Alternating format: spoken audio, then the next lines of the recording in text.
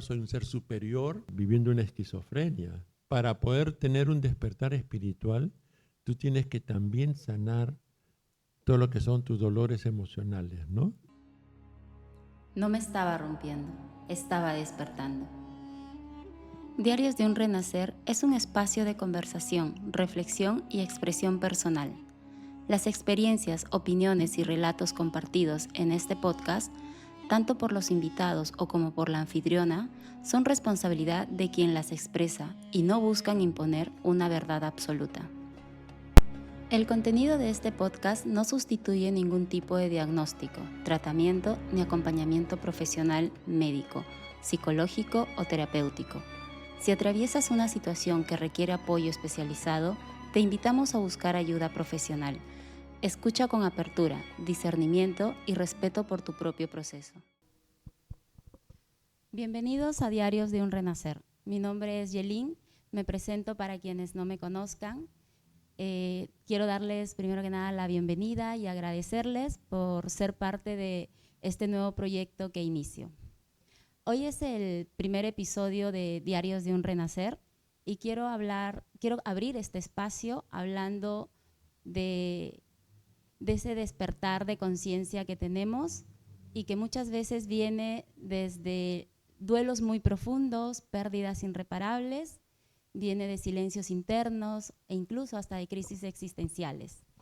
Y para hablar de este tema, tengo un invitado que no solo integra lo psicológico, sino también la parte espiritual. Mi invitado es Federico Infante Lembeck. Él es psicólogo de la Universidad Pontificia Católica del Perú. Tiene un doctorado por la Humboldt University de Berlín, en Alemania. Federico, bienvenido. Gracias, Yelin, por la invitación. Encantado de compartir este espacio contigo. Gracias. No, yo feliz de poder trabajar, agradecerte de verdad infinitamente de todo corazón por haber aceptado venir a regalarnos tu experiencia, tus conocimientos y por creer en este nuevo proyecto que estamos iniciando. Federico, para comenzar quería un poquito que nos expliques sobre los tipos de terapia que tú das, ¿no? Porque ¿cuál es la diferencia en todo caso entre la psicología tradicional y las terapias que tú integras, ¿no? Como es la psicoterapia transpersonal, la humanística, PNL y EMDR, ¿no? ¿Y qué es un poquito eso para que le puedas explicar al público? Sí, la idea que hay detrás de todas estas formaciones que he hecho es, por un lado, incorporar los conocimientos de las neurociencias que han ido ayudando a conocer mejor cómo funciona el cerebro. Y ahí, por ejemplo, la programación neurolingüística y el MDR nos dan como herramientas para, teniendo esa información de cómo funciona mejor el cerebro, ayudar a las personas a entender mejor lo que está pasando, ¿no? Y por otro lado, la psicología humanística y la psicología transpersonal nos permiten abrirnos a esferas que muchas veces no se han considerado parte de la psicología, ¿no? Por ejemplo, la dimensión espiritual, que ambas escuelas las incorporan en la comprensión del ser humano, ¿no? Entonces, por un lado nos movemos entre el cerebro y las neurociencias y por otro lado estas escuelas y la dimensión espiritual. Okay. Y para ver un poquito más sobre el tema del despertar de conciencia, ¿por qué suele llegar siempre a través de, muchas veces llega del duelo o de situaciones tan difíciles, llega con tanto dolor? Sí, mira, yo creo que ese es un tema vasto, ¿no? La conciencia y su despertar, y que atraviesa la historia de la psicología y que tiene distintos enfoques, ¿no? La psicología académica, que es más bien cognitivo-conductual, se enfoca en la conciencia asociada estrictamente a lo que capta nuestros sentidos, ¿no?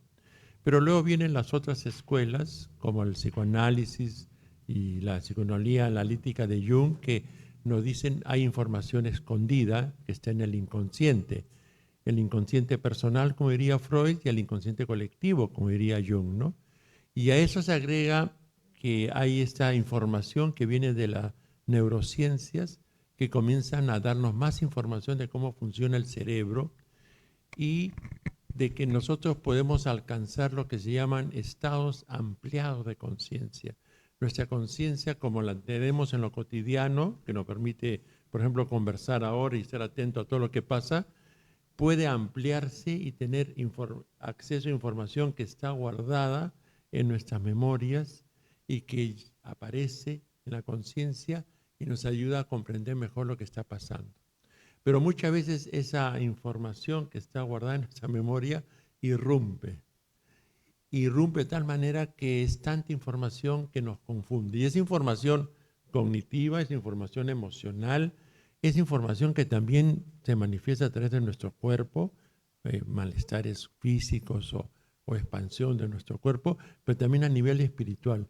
Y todo eso junto, esto puede producir mucha confusión, mucho dolor, ¿no? Cuando aparece como demasiado intensamente, lo que los psicólogos transpersonales hablan es de que hay una emergencia espiritual, ¿no? Y lo que habla una escuela humanística que se llama la logoterapia habla de que hay una angustia existencial. Entonces, muchas veces los psicólogos de orientación tradicional tratan de enfocarlo como un problema emocional cognitivo. Y yo creo que lo que hay que hacer es agregar la dimensión espiritual y comprender que también la conciencia se expresa a través del cuerpo, ¿no? De las manifestaciones del cuerpo. Entonces eso ya cambia el concepto de conciencia, por ejemplo, ¿no? Que ya lo amplía y le da como algunos matices.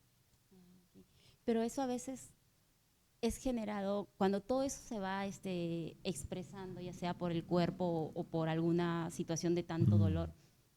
Lo primero que irrumpe a veces es el miedo, ¿no?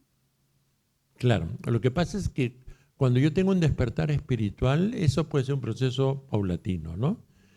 Por ejemplo, yo he crecido en un hogar donde la espiritualidad se cultiva, ya sea, por ejemplo, de una manera religiosa, ¿no? Acá en el Perú tenemos una fuerte presencia católica, evangélica, y hay como un surgimiento del budismo en un sector de las clases medias. Entonces, yo puedo crecer en un hogar así y sentir que hay un despertar paulatino, ¿no? Entonces, ese proceso puede ser armónico y, bueno, estructurado. Pero muchas veces yo busco lo espiritual porque entro en crisis, ¿no? Entonces, por ejemplo, yo estoy viendo una persona en consulta que ha sufrido abuso de su jefe, ¿no? Abuso sexual de su jefe, y en el trabajo, en vez de apoyarla a ella, la acusan de ser ella la que se ha aprovechado del jefe, ¿no? Entonces, ella está tratando de encontrar respuestas espirituales a este reto que tiene. No solamente respuestas emocionales, sino entender por qué la vida le está planteando estos dilemas y esta situación que ella no ha buscado, ¿no? Entonces, la vida muchas veces nos plantea esos retos y uno dice, pero ¿por qué me toca a mí, no? ¿Por qué no puedo tener una vida feliz y tranquila como mi vecina o mi prima o otro familiar, otra persona que yo conozco que se le ve contento con un hogar constituido, con sus hijos en formación, y a mí me toca como retos, ¿no? Entonces, claro, ahí hay esa reflexión que la psicología transpersonal, la psicología humanística nos dan herramientas para ayudar a la persona a encontrar respuestas. ¿Y qué pasa un poquito cuando ya vas teniendo esas respuestas y vas sabiendo cuál es el camino por donde es, comenzando a tomar terapia o incluso comenzando a hacer otro tipo de terapia que sea no solamente psicológica, sino vas constelando, vas haciendo de ese tipo de terapias? Pero ¿qué pasa cuando ya despiertas, estás haciendo eso y la vida que construiste se derrumba? O sea, sientes que ya no encajas en eso, ¿no? Claro. Mira, hay un psicólogo que se estudia mucho en educación y en psicología, que se llama Abraham Maslow, que desarrolló lo que llama la pirámide de necesidades, ¿no? Y en la cúspide de la pirámide está la dimensión espiritual. Y él dice que y en la base está satisfacer las necesidades básicas de respiración, alimentación, etc. Y que los seres humanos van llegando a la cúspide, pero de a pocos, y son pocos los que llegan a la cúspide. Entonces, cuando algunas personas tienen despertares espirituales y comienzan a establecer que la prioridad más importante es ese plano por encima del plano económico, material, etcétera, que es por donde se mueve la mayoría de la población, de las personas que lo rodean, la gente comienza a no comprenderlo o comprenderla, ¿no? Y se siente aislada, ¿no? Pero también la misma persona se da cuenta que su escala de valores está cambiando, que le está dando prioridad a otros aspectos y ya comienza a darse cuenta que cosas que antes le eran importantes siguen estando en su vida, pero ya no tienen la relevancia de antes. Entonces, hay como todo un cambio de lo que llamaríamos la cosmovisión de cómo uno afronta la vida, ¿no? Pero esto no se da de manera lineal, armónica, se da con un paso adelante, 2 pasos atrás, con confusión, en fin, entonces es todo un proceso complejo en la cual es importante que haya un acompañamiento para que el terapeuta, que incorpora la dimensión física, emocional, cognitiva y espiritual, le ayuda a la persona a ir encontrando las respuestas y una nueva orientación a su vida de manera asertiva, de manera armónica, que fluya. Claro, entonces justamente por eso es que a veces los amigos, la misma familia que estaba a nuestro alrededor, ya no nos va llenando, y muchas veces vivimos todo ese proceso de despertar de conciencia en soledad, porque las personas que están a nuestro alrededor ya es como que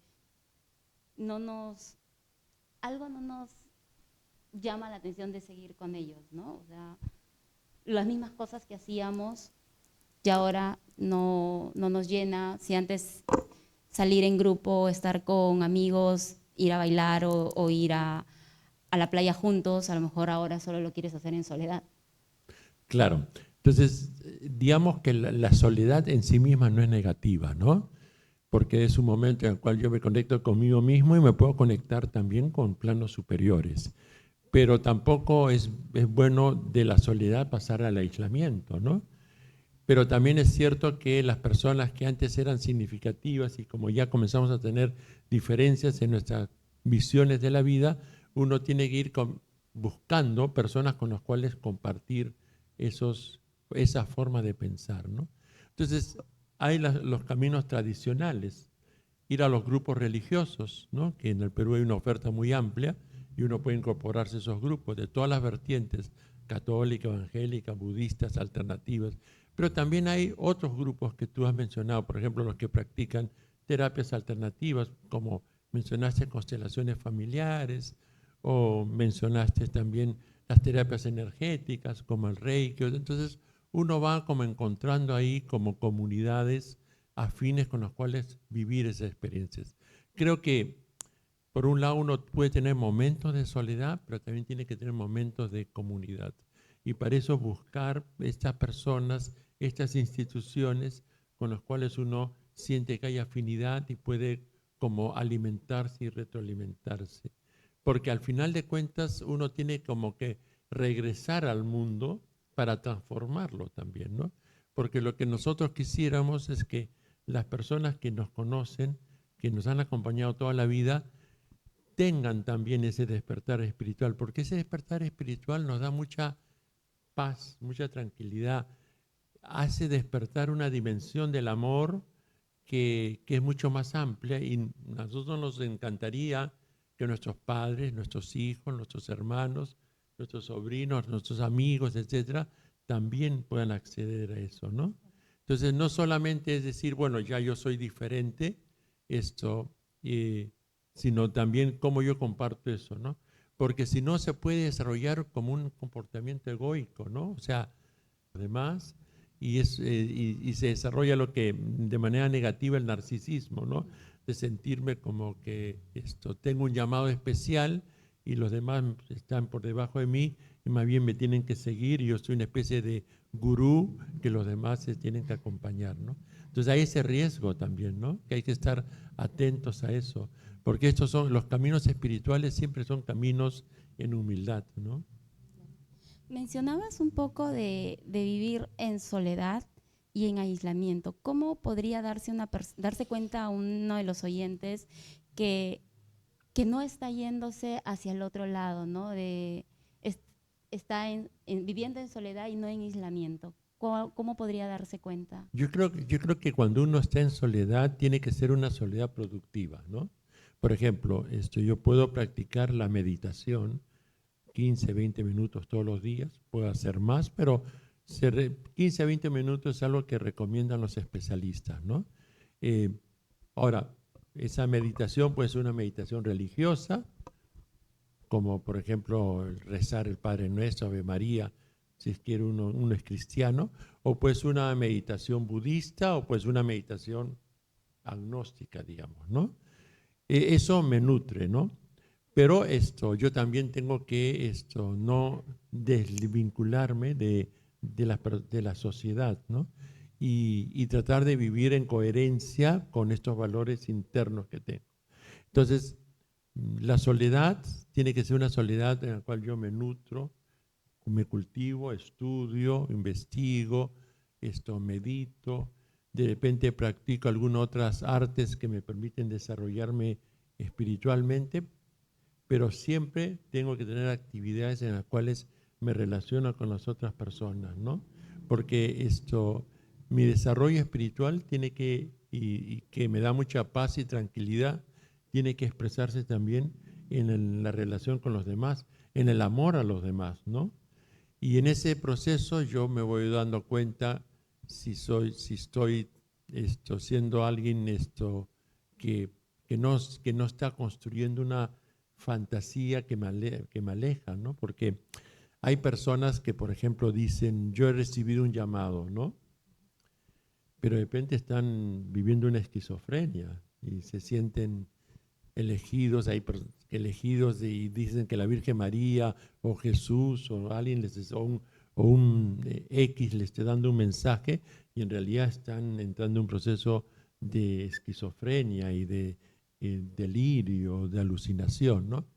Entonces ahí el contacto con otras personas me va a dar un principio de realidad para darme cuenta si me está pasando eso o realmente yo estoy teniendo visiones, estoy teniendo no alucinaciones, sino una conexión realmente espiritual que muchas veces y siempre el criterio que uno tiene que tener en cuenta para darse cuenta que es verídico es que esas visiones y esos mensajes me invitan a la acción con la humanidad. Si no me invitan a la acción con la humanidad, sino que me llevan al aislamiento mayor, entonces eso ya es una señal de alarma, ¿no? Que estoy cayendo en el aislamiento y de repente en perder contacto con la realidad. Hablabas un poco del tema de la meditación, de distintas índoles que lo puedes realizar de forma católica o de la filosofía que practiques. Queda claro entonces que así tengas o no tengas un despertar espiritual, deberías cultivar el tema de la meditación, ya que es una escucha de ti mismo o solo para canalizar información. Claro. Mira, hay un tipo de meditación que le llaman mindfulness en inglés o traducido al español se llama conciencia plena, que ha sido desarrollado en Estados Unidos. El representante más conocido es un meditador que se llama Kabat-Zinn, ¿no? Y ha escrito libros y que recoge los postulados más desarrollados del budismo, ¿no? Pero le quitan ese componente religioso y lo que se ha encontrado es que las personas que practican este tipo de meditación 5 días a la semana, 10 a 15 minutos diarios, logran modificaciones en su cerebro que le generan nuevas conexiones neuronales, es decir, el cerebro se sigue desarrollando, es como que la inteligencia sigue creciendo y les permite alcanzar estados de paz, tranquilidad y lucidez en el plazo de 2 meses. Hay estudios de electroencefalograma del cerebro de personas que han hecho durante 2 meses, 5 días a la semana, 10 minutos diarios este tipo de meditaciones mindfulness y en 2 meses su cerebro se ha transformado y se ha potenciado, ¿no? Entonces, esa, por ejemplo, es una meditación que no es religiosa, pero tiene una dimensión espiritual, porque lo que plantea la psicología transpersonal y otras escuelas también es que tenemos un yo trascendente, o sea, un yo que busca la trascendencia, ¿no? Y buscar la trascendencia puede ser creer en Dios y sentir que hay vida después de la muerte, pero también trascendencia puede ser creer que con mis obras yo trasciendo, con mis hijos yo trasciendo. Entonces, la trascendencia no necesita. Una persona puede tener un yo trascendente siendo ateo o siendo agnóstico, ¿no? Que no sabe si Dios o no existe, pero el sentido de trascender y dejar algo, un legado a la humanidad, a la naturaleza, a la tierra, al cosmos, al universo, es algo que todos los seres humanos tenemos, ¿no? Y que explica el progreso también de la humanidad. Entonces, como para resumir un poquito, sería una persona que está teniendo un despertar de conciencia, que no esté solo. ¿Qué le recomendarías tú en todo caso? Sí, hay, bueno, que siempre tenga una comunidad que lo sostenga, con la cual se sienta afín, que comparta sus reflexiones con otras personas, ¿no? Que para que lo vaya contrastando y le den un principio de realidad de que de repente no está como muy por encima que está con los pies en la tierra, que practique meditación, ¿no? También es importante, por ejemplo, la práctica del ejercicio físico, ¿no? Eh, Se sabe que cuando uno hace regularmente ejercicio físico, aumenta la producción de un neurotransmisor que tenemos los seres humanos que se llama la serotonina, que conecta neuronas, que le llaman la hormona de la felicidad. Entonces nos hacen sentirnos bien, porque el despertar espiritual puede tener una fase donde, como tú dijiste al comienzo, hay dolor, hay malestar, pero a la larga uno tiene que superar ese momento y el despertar espiritual nos tiene que dar una sensación de felicidad, de tranquilidad, de gracia, que nos haga sentir bien y que a las personas que nos rodean se sientan a gusto con nosotros, porque es la energía que transmitimos los ayuda a armonizarse, ¿no? Y justo te capté una frase, ¿no? ¿Qué pasa cuando las personas no están saliendo de esa crisis, ¿no? O se niegan a salir, que retienen ese dolor, que retienen, no quieren dejar ir, como digamos, ¿no? Esa pérdida o esa relación o porque, no sé, a lo mejor ya están pasando a ser víctimas, no sé si me...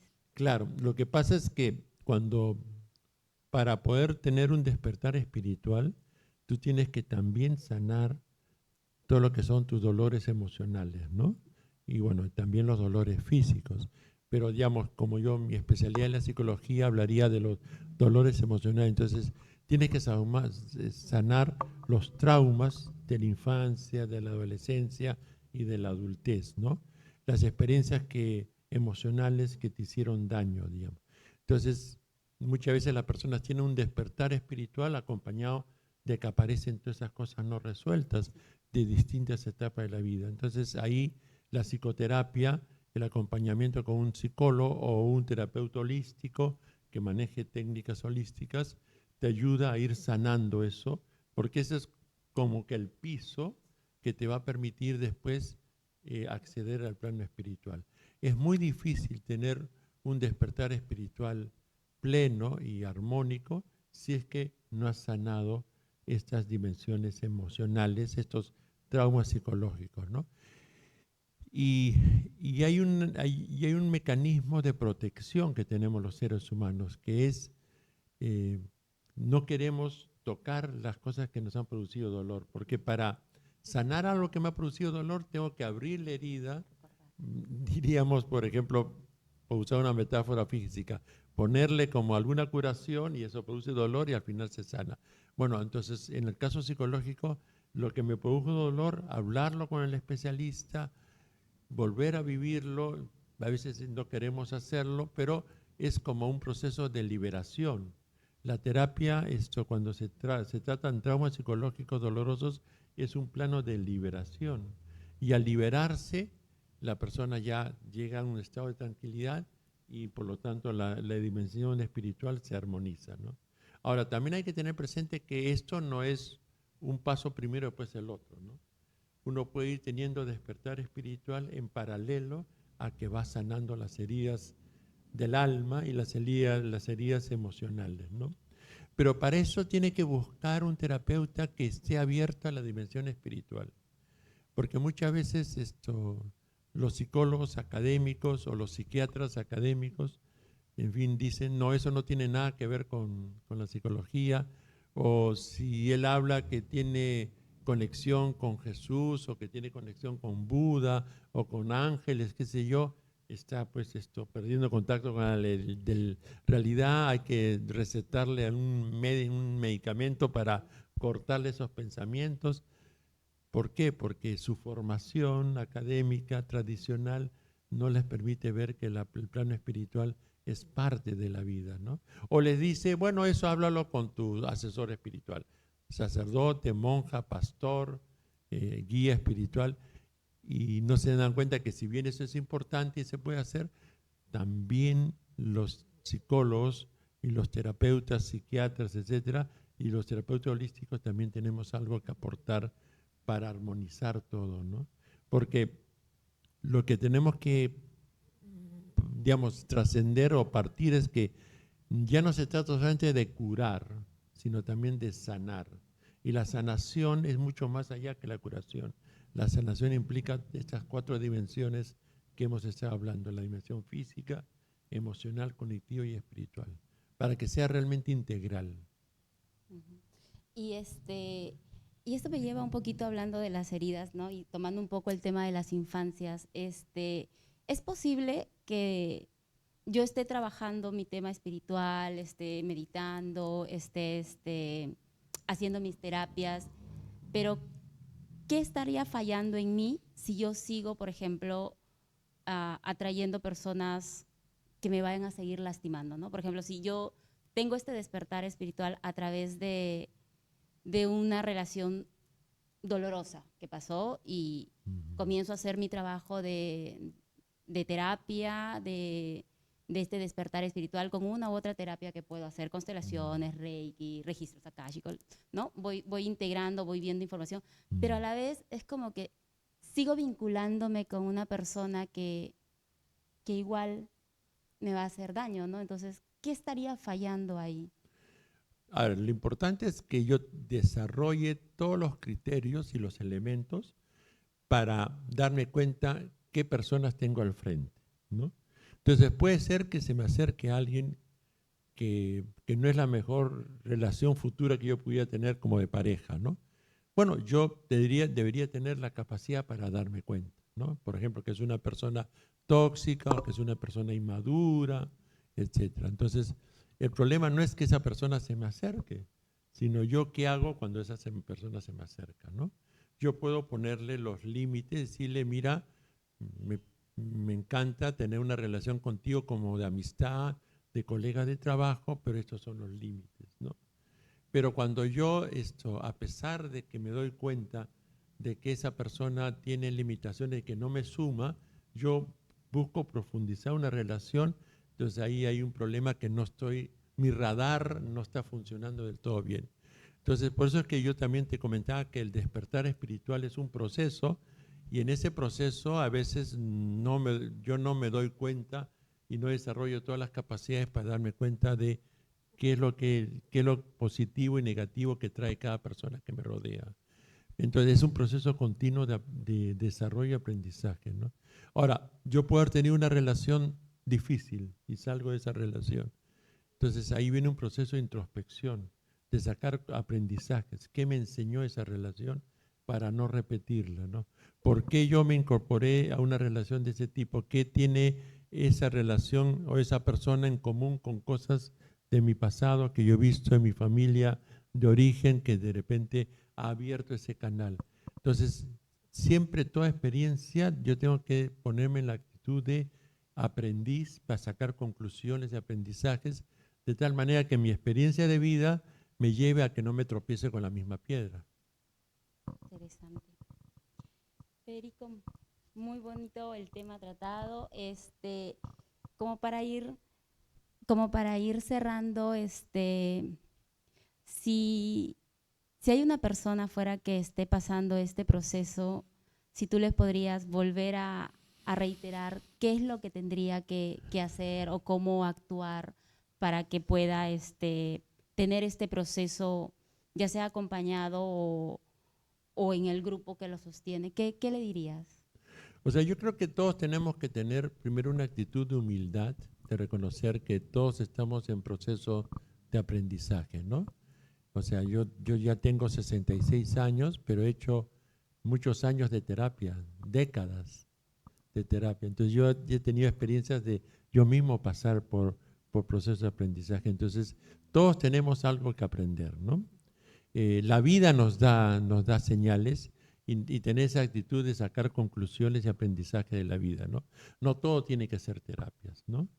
Pero también es cierto que hay experiencias que nutren, ¿no? Juntarnos con grupos o comunidades que nos permiten crecer, ¿no? Que sabemos que por otras personas que les han cambiado la vida, ¿no?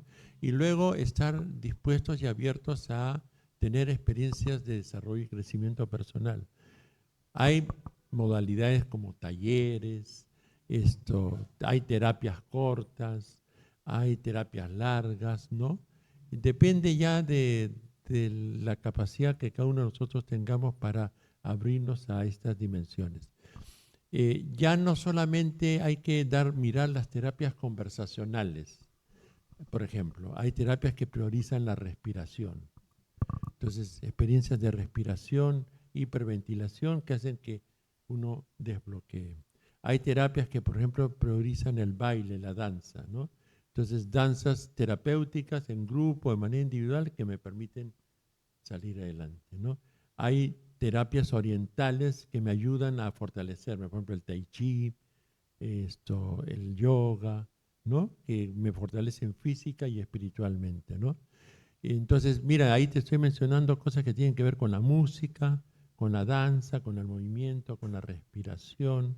Entonces, ya no solamente pensar que yo tengo que ir al psicólogo para hablar de mis problemas, que yo lo promuevo porque yo vivo de eso, digamos, no es que esté en contra, sino que yo lo que estoy invitando a las personas que nos están viendo a abrir la mente a que hay otras dimensiones. Hay las terapias energéticas, por ejemplo, hemos hablado del Reiki, pero también hay otra escuela acá en el Perú que se llama la Sintergética, que también trabaja con energías y muchas más, ¿no?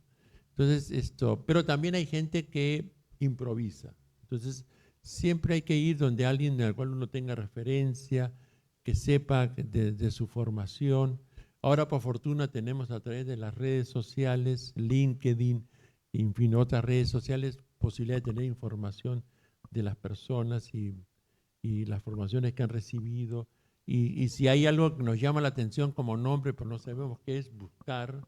Entonces, estar informados, ¿no? Para no dejarnos sorprender, porque también hay gente que de repente hace algo una o dos veces y ya se autotitula y hace daño más que bien, ¿no? Qué bueno. Ok. Gracias, Federico, por compartirnos tus experiencias, tus conocimientos. Gracias por poner palabras a estos espacios que las personas pueden estar viviendo en silencio y en soledad, ¿no? Bueno, a ti te agradezco la invitación y además que hayas pensado un podcast de este tipo porque falta, digamos, la posibilidad de conocer a fondo distintos abordajes de este tipo de propuestas que la gente está buscando y a veces encontrar a distintos especialistas que tú has ido invitando le va a abrir oportunidades a las personas que necesitan de repente algún tipo de acompañamiento de este tipo. Éxitos. Muchas gracias. A ti. A ustedes que nos están escuchando, si algo de esto que hemos podido compartir hoy día les resuena, ya saben que tienen una infinidad de terapias que pueden ir a conocer, y no solamente es terapia psicológica, sino también a veces es escucharse un poquito a dónde me pide el corazón, a dónde me pide ese yo interior que tenemos, esa conciencia interior, ese Dios interno que tenemos, que nos nos invita a conocer o a ir a hacer otras cosas. No quedarnos solamente con el lado psicológico, sino ir realmente donde nos llama el corazón. Si algo de todo lo compartido te resuena, te agradecemos que sigas acompañándonos, que le des un like a la campanita y te suscribas para poder nosotros seguir compartiendo un poquito más de todas estas experiencias con más especialistas. Muchas gracias.